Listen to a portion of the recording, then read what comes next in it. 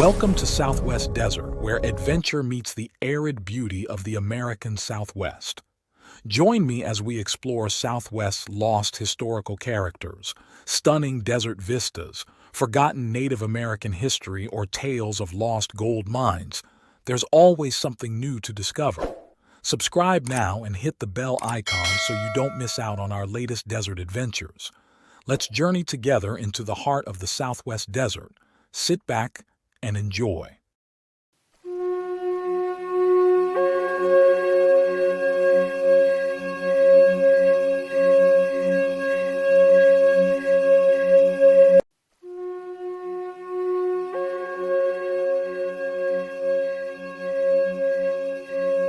In the annals of the American West, certain conflicts have captured the public imagination. The Lincoln County War, the Pleasant Valley War, the Johnson County War. But there's one bloody chapter of frontier history that's often overlooked, despite its brutal intensity and far-reaching consequences. This is the story of the San Juan County War, a savage confrontation that turned New Mexico's Four Corners region into what locals called Death's Alley. The year was 1879, and San Juan County, New Mexico, was earning what contemporary observers called a hard and unsavory reputation. In this remote corner of the territory where New Mexico met Colorado, lawlessness wasn't just common, it was a way of life. One particularly colorful description of the era noted that lynchings were as common as fleas on a dog. Unlike other territorial conflicts of the time, the San Juan County War would become notorious for its lack of clear heroes and villains, where the line between lawman and outlaw was so blurred it often disappeared entirely. To understand the powder keg that would explode into open warfare, we need to first understand the land itself. San Juan County sat at the crossroads of several territories, part of the Four Corners region where New Mexico, Colorado, Arizona, and Utah met. This geographic position made it perfect for cattle rustlers and outlaws who could quickly cross territorial lines to escape justice. The region's remote location and rugged terrain provided natural hideouts for those seeking to escape the law or to make their own. But to understand the war that would tear this region apart, we need to first meet its principal actors, the Stockton brothers, Port and Ike. Their story begins in Cleburne, Texas, just south of Dallas, where these two young men developed reputations that would follow them across the frontier. Port Stockton's violent tendencies emerged early, shockingly early. At the age of just 12, he committed his first killing. It wouldn't be his last. By the time his story ended, Port would have a dozen notches on his gun. This wasn't just random violence. It was a pattern of behavior that would define his entire life. His brother Ike shared his violent temperament, and together they would leave a trail of blood across multiple territories. Thank you for joining your desert frontiersman Alan for another Southwest adventure. If you would like to help support my channel in time, hit the super thanks heart icon on the bottom of the video and contribute. This is very helpful. Relax and enjoy. The brothers' path to San Juan County was anything but straight. Port's journey took him through some of the bloodiest conflicts of the territorial period. He became deeply involved in the Colfax County Land Grant War, where he added to his growing reputation by committing murder in Cimarron. But even jail couldn't hold him. His brother Ike helped him escape, demonstrating the fierce loyalty between the siblings that would define their relationship until the end. In an ironic twist that was not uncommon in the American West, Port Stockton actually became a lawman for a time, serving as marshal of Animas City, Colorado. This transformation from outlaw to lawman wasn't as unusual as it might seem today. In the fluid society of the frontier, yesterday's gunslinger could become today's sheriff, and tomorrow's outlaw again. Port's tenure as marshal came to an abrupt end after he shot a barber in an incident that local newspapers deemed unnecessary and excessive. Forced to flee south, he found his way to San Juan County. What happened next would set the stage for the coming war. Port established a ranch in San Juan County, but this wasn't just any cattle operation.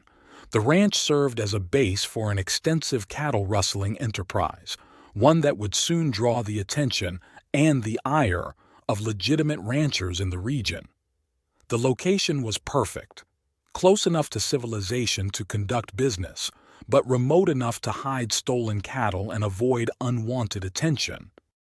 Meanwhile, Ike Stockton was building his own empire. He operated a saloon in Lincoln, a town already infamous for its own county war. It was here that he formed a crucial friendship with the Coe family, Frank and George Coe, cousins who had their own history with frontier violence through their involvement in the Lincoln County War. The Coes had been forced to relocate to the Farmington area after their ranch house was burned down during that conflict, and their alliance with the Stocktons would prove significant in the coming months. The Coe cousins brought their own complicated history to the brewing conflict. They had been allied with the McSween faction during the Lincoln County War, a connection that had cost them their ranch when it was burned to the ground. Their relocation to Farmington wasn't just a move, it was an escape from one war zone to what would become another. Their friendship with the Stocktons, particularly Ike, would prove both beneficial and dangerous as events unfolded.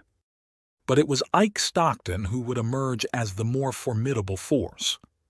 While his brother ran the ranch, Ike built what contemporary accounts describe as a gang of over 100 men. This wasn't just any outlaw band. This was an army by frontier standards. His operation went far beyond simple cattle rustling. The gang's size and organization suggested ambitions that went beyond mere theft. This was about control of the entire region. The situation reached a boiling point when legitimate ranchers, fed up with the rampant cattle rustling, formed the Stockmen's Protective Association. Their methods were simple and brutal. Suspicious persons were hanged, no questions asked. They tracked stolen cattle and conducted armed operations against rustlers with the single-minded determination of men protecting their livelihoods. The association's formation marked a turning point. This was no longer about individual ranchers protecting their herds, but an organized response to what they saw as an existential threat to their way of life. The response from territorial authorities came in the form of Governor Lew Wallace, who recognized the severity of the situation. Wallace wasn't just any territorial governor. He was a former Union general who had served on the court-martial of Lincoln's assassins and would later gain fame as the author of Ben-Hur.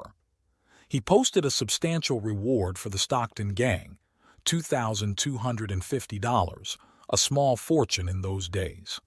He established the San Juan Guards and authorized a local militia to act as a police force. But in a region where the line between lawmen and outlaw was often blurry, these measures would prove insufficient. The violence reached its crescendo when Port Stockton met his end at his own ranch. A posse, possibly including members of the Stockmen's Protective Association, surrounded the property. In the ensuing gunfight, Port was killed, and his wife was wounded while trying to defend him. The scene was described by witnesses as hellish, a furious gun battle that ended with one of the territory's most notorious figures lying dead in his own doorway. But this wasn't the end. It was merely the beginning of a new phase of violence.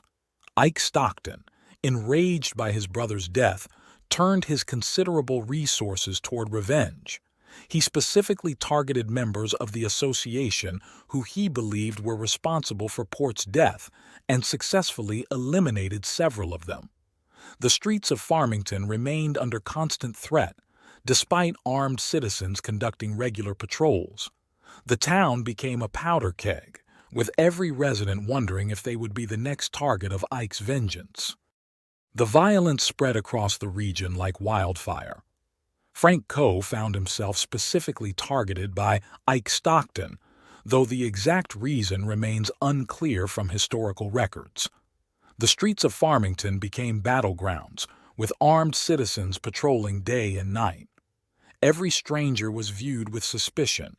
Every unusual sound could be the beginning of another gun battle. But Ike's reign of terror would not last forever. In Durango, Colorado, he finally met his match. During a confrontation, he was shot in the knee, a seemingly survivable wound that would prove fatal. After his leg was amputated, Ike Stockton, the man who had built and led a gang of over 100 outlaws, died from blood loss and surgical shock. His death was reported in newspapers across the territory, marking the end of an era. The death of Ike Stockton marked the beginning of the end of the San Juan County War, but the violence didn't end immediately. His gang of more than 100 men scattered to the winds, breaking into smaller groups. One such group continued their robbery spree in northern New Mexico, eventually fleeing to the Black Range west of the Rio Grande. Their luck ran out in Socorro, where vigilantes captured and lynched them, adding another bloody chapter to the region's history and cementing its reputation as Death's Alley. The aftermath of the war brought significant changes to San Juan County. The Coe family, having survived yet another territorial conflict, eventually returned to Lincoln County in the 1880s. George Coe would go on to write his autobiography, Frontier Fighter, published in 1934, providing one of our most valuable first-hand accounts of both the Lincoln County War and the San Juan County War. The San Juan County War stands out from other frontier conflicts of its era in several ways. Unlike the more famous Lincoln County War or Colfax County War, this conflict was marked by a notable lack of clear distinction between lawmen and outlaws. The roles of participants were often confused and complicated, making it difficult for even contemporary observers to determine who was on which side. This confusion has contributed to the conflict's relative obscurity in Western history, despite its significance and brutality. The war's impact on the region was profound and long-lasting. The violence of 1879 and 1880 transformed San Juan County's reputation and its reality. The area that had once been known primarily for its lawlessness became a symbol of the costs of frontier justice. The term Death's Alley wasn't just a colorful nickname. It was a warning about the consequences of taking the law into one's own hands. Today, the San Juan County War serves as a reminder of a time when justice was often indistinguishable from vengeance, when the line between law enforcement and criminality was frequently blurred, and when violence was often the first resort rather than the last. The fact that it remains less well known than other frontier conflicts makes it no less significant as a testament to the complex and often brutal nature of justice on the American frontier. The legacy of the San Juan County War lives on in the history of the American West, not as a simple tale of good versus evil, but as a testament to the complex forces that shaped our frontier history.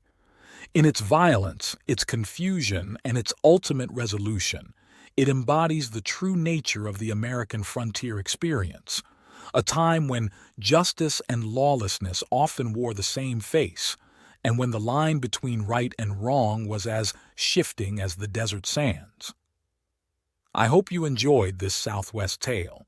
Check out my large catalog of videos and playlists. Happy trails!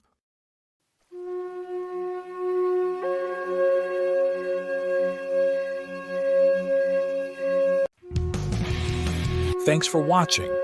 If you enjoyed this video, don't forget to like, comment, share, and subscribe for more great content. Hit the notification bell so you never miss an update. See you in the next video.